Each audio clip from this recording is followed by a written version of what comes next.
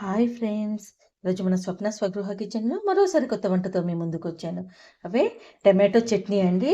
సంవత్సరం పాటు నిల్వ ఉండే టమాటో చట్నీని ఇప్పుడు ఎలా చేయాలో నేను నా పద్ధతిలో చూపిస్తాను. దానికోసం దోర టమాటోలు కాకుండా, పచ్చి టమాటోలు కాకుండా ఈ కలర్‌లో ఉండే నాటు టమాటోలు తీసుకోవాలండి. ఇవి కొంచెం గట్టిగా ఉండాలి, మెత్తయి తీసుకోవద్దు. పచ్చడి కాబట్టి నిల్వ ఉండాలి కాబట్టి కొంచెం గట్టిగా తీసుకోవాలి. నేను టమాటోలను ముందే కడిగి తడి అనేది లేకుండా తుడిచి పెట్టుకున్నాను. అసలు తడి అనేది ఎక్కడ కూడా ఉండకూడదు టమాటోకి. నేను కేజీ టమాటోలకు కొలత చెప్తున్నాను. కేజీ టమాటోలకు 100 గ్రాముల చింతపండు, 100 గ్రాముల కారం, 100 గ్రాముల ఉప్పు, తర్వాత మెంతులు, ఆవాలు, జీలకర్ర తీసుకోవాలి. మీరు కనుక నా వీడియోను మొదటిసారి చూస్తున్నట్టయితే నా వీడియోకి ఒక లైక్, షేర్ అండ్ సబ్స్క్రైబ్ చేయండి. ఇప్పుడు నేను టమాటోలను మొత్తం కట్ చేసి పెడతాను. చూడండి, మనం టమాటోలన్నీ ఇలా కట్ చేసి పెట్టుకున్నాం కదా. ఒక మందపాటి గిన్నె తీసుకోవాలండి. కొంచెం మందపాటి గిన్నెలో కొంచెం అడుగున ఆయిల్ వేసుకోవాలి. టమాటోలు అడుగంటకుండా కొంచెం ఈ గిన్నెకు ఆయిల్ అంతా స్ప్రెడ్ చేసుకోవాలి. తర్వాత టమాటో నుంచి వాటర్ ఊరేదాకా ఈ ఆయిల్ అనేది మనకు టమాటోలు ఊరడానికి పనికొస్తుంది. సో కొంచెం ఆయిల్ వేసుకోవాలి. తర్వాత ఈ టమాటో ముక్కలన్నీ ఇందులో వేసుకోవాలి. నేను ఒక్కొక్కరు ఒక్కొక్క పద్ధతిలో పెడతారు టమాటో చట్నీ. నేను పెట్టే పద్ధతిని మీకు చూపిస్తున్నాను. తర్వాత ఇందులోనే మనం తీసుకున్న చింతపండు అండి, కొంచెం నారలన్నీ తీసేసి పెట్టుకున్నాం. 100 గ్రామ్స్ చింతపండు ఇందులోనే పెట్టేయాలి. ఇది ఉప్పు వేసుకోవాలి. ఇందులోనే ఉప్పు కారాలు అనేటివి ఎవరి టేస్ట్కి తగ్గట్టు వాళ్ళదండి. నేను ఈ గ్లాస్ కొలత పెట్టుకున్నాను. ఈ గ్లాస్ తోటి ఒక గ్లాస్ వేస్తాను. ఈ టీ గ్లాస్ అండి. టీ గ్లాస్ తోటి నాకు ఇది 100 గ్రామ్స్ ఉంటుంది. ఒక గ్లాస్ వేస్తాను. అదే హాఫ్ కేజీ పెట్టాలనుకున్న వాళ్ళు ఇందులో సగం, అంటే నేను చెప్పే కొలతలో హాఫ్ కేజీ టమాటో తీసుకుంటే ఇందులో కొలత అంతా సగం సగం తీసుకుంటే సరిపోతుంది. ఇప్పుడు దీన్ని స్టవ్ మీద పెట్టి ఉడకబెట్టు.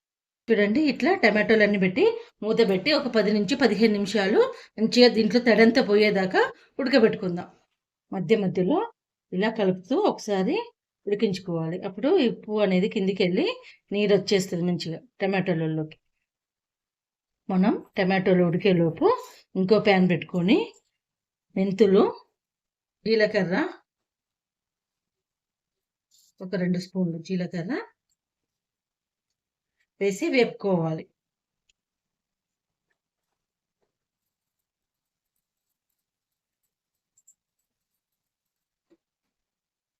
మెంతులు వేగుతుంటే కొన్ని ఆవాలు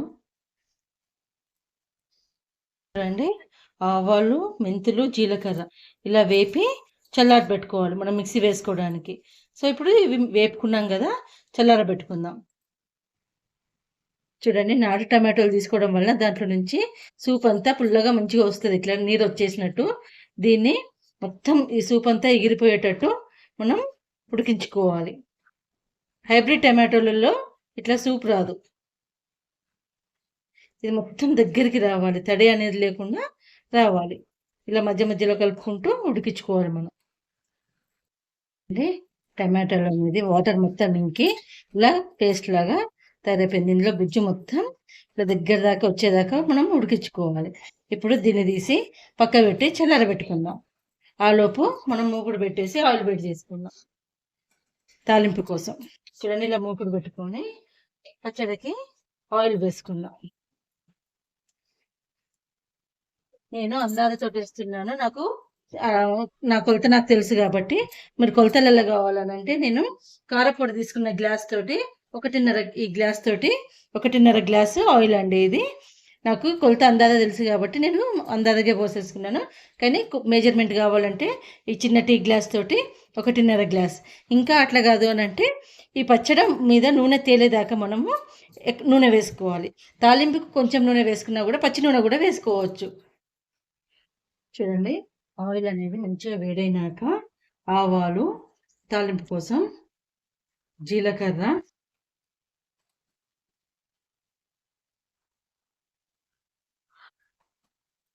కొంచెం మినపప్పు వేయాలి. వేసినాక ఎండుమిర్చి అండి. ఎండుమిర్చి అనేది మంచిగా వేగనివ్వాలి.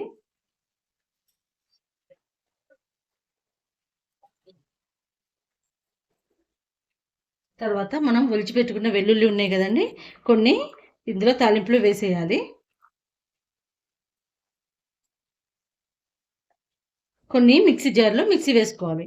ఇప్పుడు ఈ తాలింపు వేగుతున్నప్పుడు కడిగి పెట్టుకున్న కరివేపాకు ఉంది కదా, అది బాగా వేగనీయాలండి. ఇందులో తడిదనం అనేది మొత్తం పోయేదాకా వేగనీయాలి, లేకపోతే పచ్చడి ఖరాబ్ అవుతుంది.